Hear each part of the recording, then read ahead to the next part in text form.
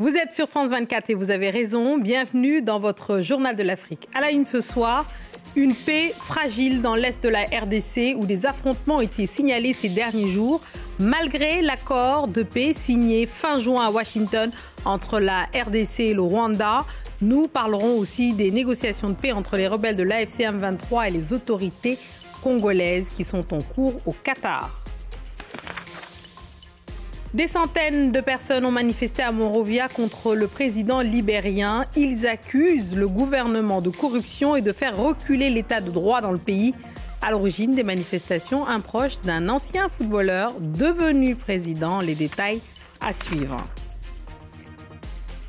Il a passé 27 ans de sa vie en prison, fut le premier président élu par tout le peuple sud-africain et depuis 2009, le 18 juillet lui est dédié. C'est la journée de commémoration de Nelson Mandela et nous irons sur place pour voir la spécificité de cette édition 2025. On ouvre ce journal par la situation tendue dans l'est de la RDC où des affrontements ont été signalés ces derniers jours, malgré l'accord de paix signé il y a 3 semaines entre la RDC et le Rwanda à Washington. Par ailleurs, les discussions de paix sont également en cours au Qatar, cette fois entre les rebelles de l'AFC M23 et les autorités congolaises. Les précisions à Kinshasa d'Aurélie Bazara-Kimangula. Des affrontements ont été signalés dans le territoire de Calais, opposant l'AFC M23 aux groupes armés locaux alliés de Kinshasa. Depuis plusieurs semaines, la situation sécuritaire s'est tendue dans l'est du pays. Les autorités congolaises accusent les rebelles d'avoir renforcé troupes et matériel le long des lignes de front. Selon Kinshasa, l'AFC M23 veut s'emparer d'Ouvira, ville du Sud Kivu, sous contrôle gouvernemental. À son tour, l'AFC M23 accuse l'armée congolaise de poursuivre des offensives militaires. Alors les deux parties se rejettent la responsabilité car ces affrontements et ces mouvements de troupes sont signalés alors que les deux parties sont en pleine discussion à Doha au Qatar. L'objectif c'est de parvenir à un accord de paix entre autorités congolaises et AFC M23. Très peu d'informations ont filtré sur ces discussions. Les autorités congolaises n'ont fait aucun commentaire jusque-là. Début juillet, l'AFC M23 avait publié une liste de revendications, notamment l'abandon des poursuites judiciaires contre les rebelles et la libération de 700 prisonniers. Cette semaine, les ministres de l'Intérieur congolais et rwandais étaient au Qatar, signe peut-être de l'avancée des négociations. On passe au Libéria où des centaines de milliers de personnes se sont réunies dans la capitale jeudi pour manifester contre l'administration du président Joseph Boakai. Ils accusent le gouvernement de corruption et de faire reculer l'état de droit dans le pays et de mal gérer l'économie. La manifestation est organisée par un proche de l'ancien président Georges Weah, candidat malheureux à la présidentielle de novembre 2023. Bravant la pluie, pancarte à la main, ils sont des centaines à scander leur mécontentement dans les rues de Monrovia. Ils accusent le président Joseph Boakai et son gouvernement de corruption et d'abus financiers et de mal gérer l'économie du pays. Je suis très en colère, c'est pour ça que je suis dans la rue aujourd'hui. Ils ont dit qu'ils allaient améliorer nos vies. Comment pouvez-vous dire ça? Mais ensuite vous venez et prenez les emplois des gens. Lorsque le nouveau gouvernement a pris le pouvoir, il a dit qu'il n'allait pas réduire les effectifs de qui que ce soit. Je n'ai que 55 ans, mais ils l'ont quand même fait. Le président Joseph Boakai a pris ses fonctions en janvier 2024, après avoir remporté le second tour de l'élection présidentielle. Il a mené une campagne basée sur 3 grandes promesses: établir un gouvernement inclusif, lutter contre la corruption et mettre en place un tribunal pour les crimes de guerre. Les Libériens ont voté pour Joseph Boakai parce qu'il a 40 ans d'expérience. Laissons Joseph Boakai faire ce qu'il faut pour le peuple, qu'il fasse ce qu'il nous a promis. Le président dit se battre fermement contre la corruption. En février, plus de 450 fonctionnaires, dont des ministres et des ambassadeurs, ont été limogés pour ne pas avoir déclaré leurs biens dans un délai imparti.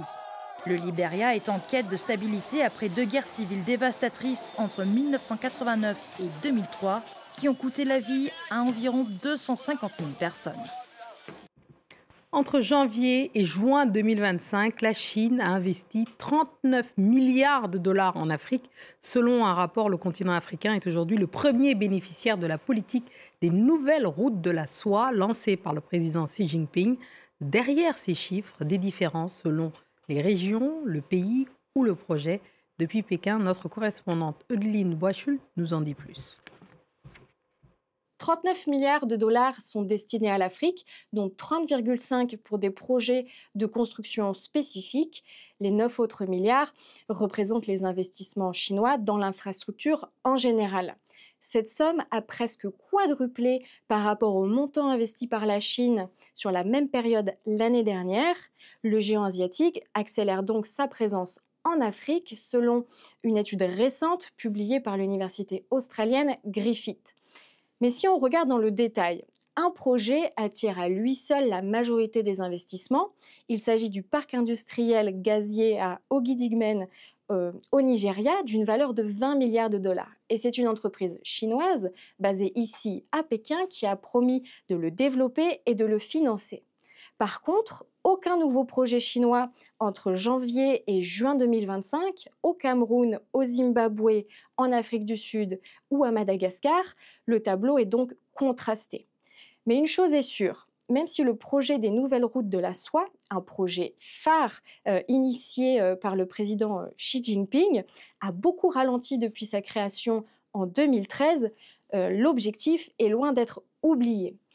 Et les tensions commerciales avec les États-Unis semblent avoir ravivé les envies des pays du Sud de trouver d'autres partenaires économiques, tandis que les investisseurs chinois se tournent vers les clients étrangers puisque l'activité est réduite en Chine. Au Burkina Faso, le gouvernement a dissous la Commission électorale nationale indépendante, la CENI. Un projet de loi en ce sens a été adopté en Conseil des ministres. Désormais, l'organisation des élections relèvera du ministère de l'administration du territoire. Officiellement, il s'agit de réduire les coûts et de limiter les influences politiques et étrangères. Mais cette décision intervient alors qu'aucune élection n'est prévue à moyen terme et que les partis politiques sont suspendus depuis 2022. Le président burundais Evariste Ndayishimiye a été nommé envoyé spécial de l'Union africaine pour le Sahel, une mission sensible dans une région en proie aux violences djihadistes, alors que le Niger, le Mali et le Burkina Faso sont suspendus de l'organisation ouest régionale. Ce choix récompense son engagement diplomatique et sa posture de chef d'État sans passif dans la zone. Militaire de formation, il pourra, dit-on, dialoguer d'égal à égal avec les dirigeants sahéliens, eux-mêmes putschistes. Il bénéficie aussi, selon plusieurs sources, d'un appui discret de la France. Lui était et demeure un symbole de paix incontestable qui croyait au pouvoir des actions locales pour changer le monde. On parle de Nelson Mandela, dont l'Afrique du Sud célèbre en ce 18 juillet la journée de commémoration proclamée en 2009. Cette année, ce sont des centaines d'ONG qui ont mobilisé des volontaires au Stade du Cap. Caroline Dumais et Stéphane Carsen y étaient pour nous. Tous les ans, le 18 juillet, les Sud-Africains sont appelés à consacrer 67 minutes de leur journée aux autres. C'est Mandela Day, parce que Mandela avait consacré 67 années de sa vie à aider sa communauté. Alors on vient ici pour faire des dessins, des coloriages, des planches qui seront distribuées dans les crèches ou les écoles primaires, et aussi pour faire des sandwichs. L'essentiel est de participer. On a fait 510 sandwichs. Oui, on a eu tellement de boulot. C'était super sympa. On ne peut pas seulement penser à soi. On a besoin de s'occuper du reste du pays. Le plus on travaille ensemble, avec de l'amour, le plus, je ne sais pas, le plus on crée de l'amour. Si les organisateurs ont choisi le Stade du Cap, c'est parce que cet événement est de plus en plus populaire. On a choisi le stade de Greenpoint parce que cette journée consacrée à Mandela est toujours de plus en plus importante pour nous. L'année dernière, les locaux qu'on a utilisés sur les quais, ils étaient déjà trop petits pour nous. On a dû trouver un endroit plus grand afin de pouvoir accueillir tous ceux qui voulaient venir célébrer avec nous. Plus de 6000 personnes sont venues dans ce stade, mais ils étaient plusieurs dizaines de milliers à se mobiliser dans le reste du pays. Allez, je vous emmène à présent à Essaouira, sur la côte atlantique du Maroc, où Mohamed Ouakrim confectionne un guemri, un luth-tambour à 3 cordes.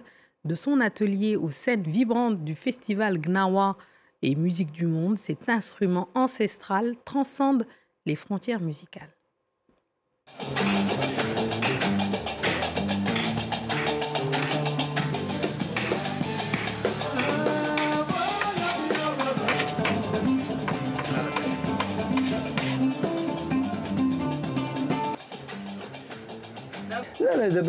Le guembri est un instrument qui trouve sa place partout. Sa compatibilité s'étend du jazz à la musique amazigh, en passant par des groupes comme Djil Djilala et Nasset Giwan.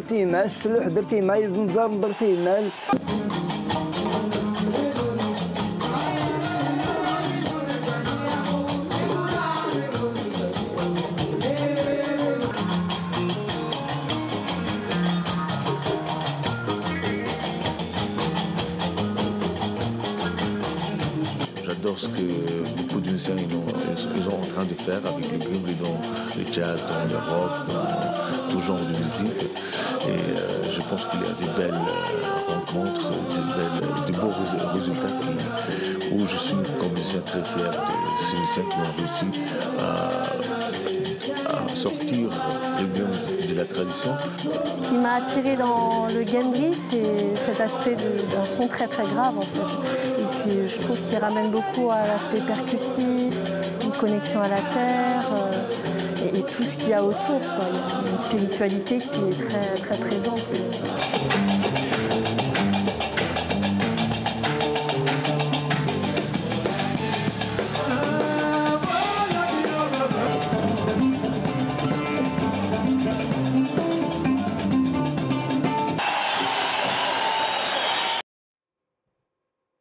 Voilà, c'est ainsi que nous refermons notre journal d'Afrique. Merci à tous ceux qui nous ont suivis partout dans le monde. Et ce soir en particulier de Pékin à Monrovia en passant par Calais en RDC. Restez avec nous car l'actualité continue sur France 24. Merci.